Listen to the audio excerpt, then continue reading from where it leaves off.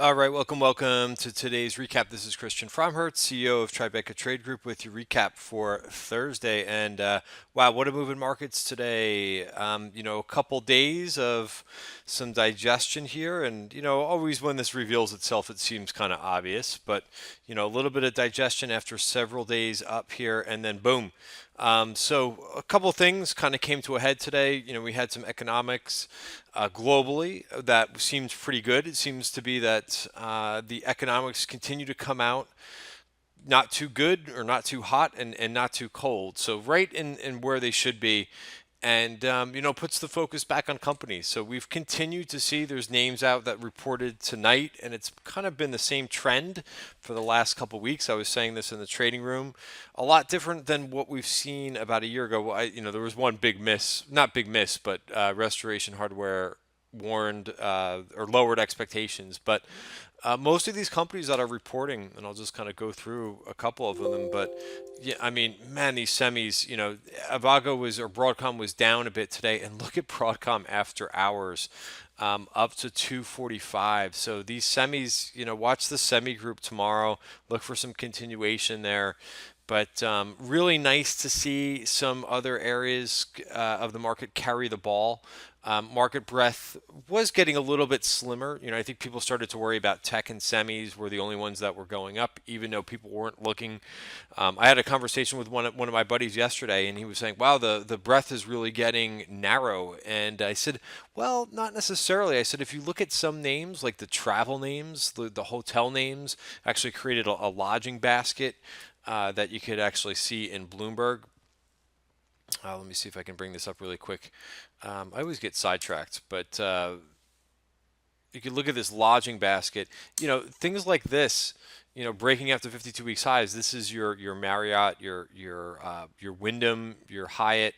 Completely breaking out to the upside. So it's just a little bit, you've had to be a little bit clever looking at some of these names and keeping an eye on the 52-week high list. Actually, Kramer mentioned this yesterday. He was talking about the the carnival the cruise lines. Those have all been, this is not, those are not in this particular basket, but there has been other things that have been that are non-tech that have been performing really well.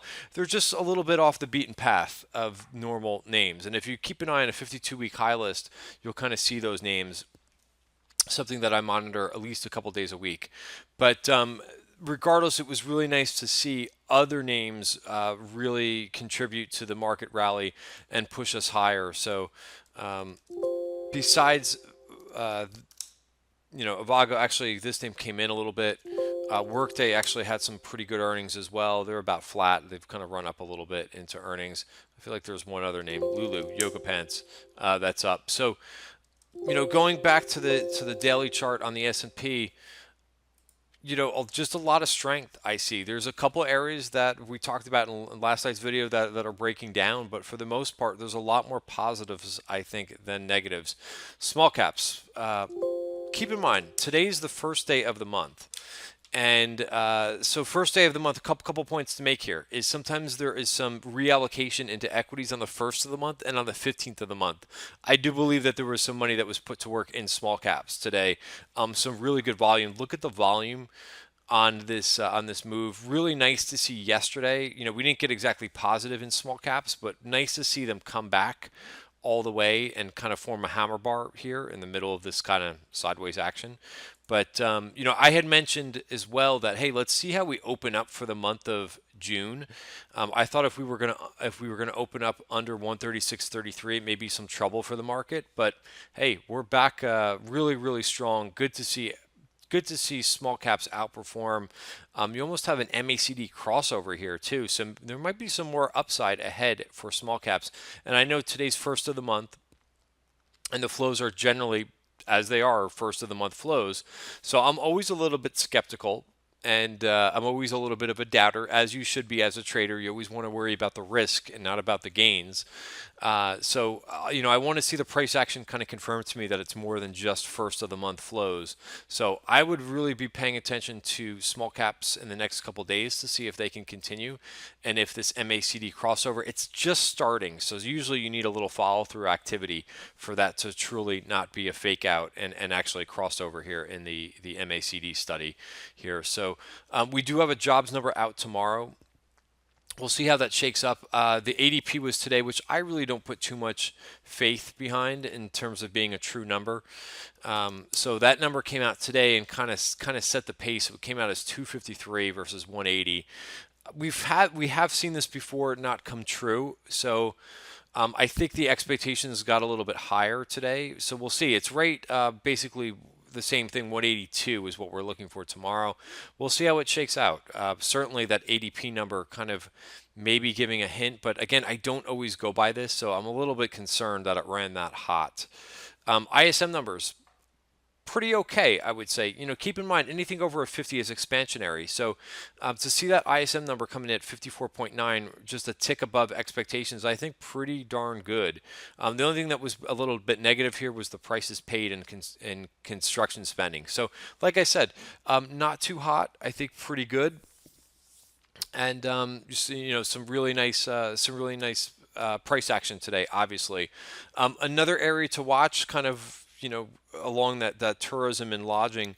The Macau numbers came in this morning, and they're all really pretty strong numbers here. And Win is breaking out. So I've been long Win now for a little over a month on the breakout, and now is starting to pay some dividends. So Win, you look at this chart and Win.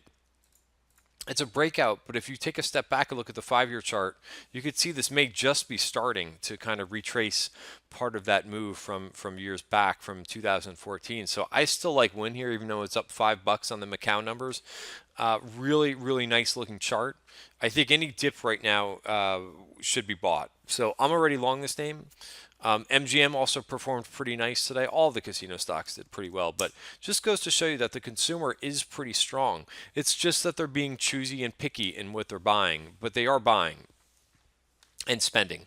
So I think that's also a really good point to make. Besides that, in terms of option flow today, what else to talk about before we go into option flow? I did add a trade the last couple days in the Chinese internet names. So they started to turn the corner today. Let's see if they continue to kind of turn that corner tomorrow.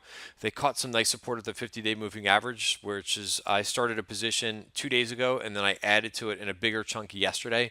We'll see if they can continue to go up and to the right here and turn the page, turn the corner here. But I love adding positions or starting positions when in an uptrend, when you get a little bit of a pullback. I also did the same thing in small cap India, which has been in a really nice uptrend. So I've kind of been waiting for a dip in this group, and I like how the small cap India ETF fell below the 50-day moving average and reclaimed it. So I was waiting for the reclaim of the 50-day moving average, and I'm long, and I've got my defined support, which is going to be that purple line.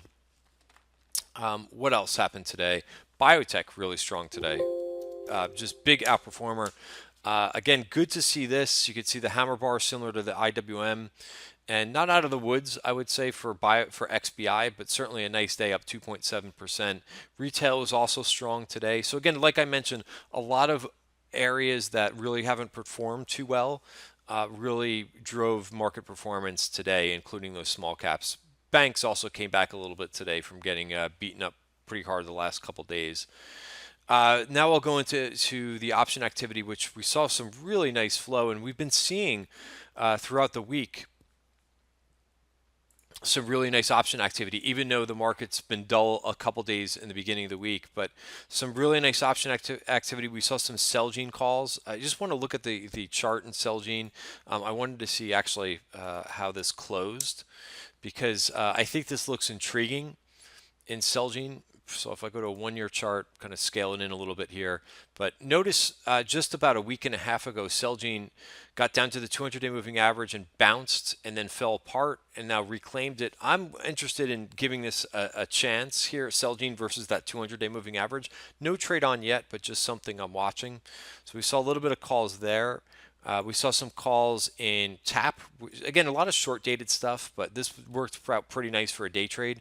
BlackBerry calls we saw today. We saw a lot of energy buying, which I try not to get sucked into because I just don't think energy is something that I really want to mess with underneath a 200-day moving average. So while these set up really nice for day trades, I don't really want to hold any of them overnight. I think Halliburton worked out pretty well. We saw some Oxy calls as well. There was a little bit of chatter about a possible buyout in that particular name. And then I would say probably the intriguing, again, some of this stuff is really short dated. Even with the Halliburton, it's basically, where is this trade? Halliburton. There it is. We're talking about a trade a couple weeks out. Same thing with Oxy. Same thing with TAP.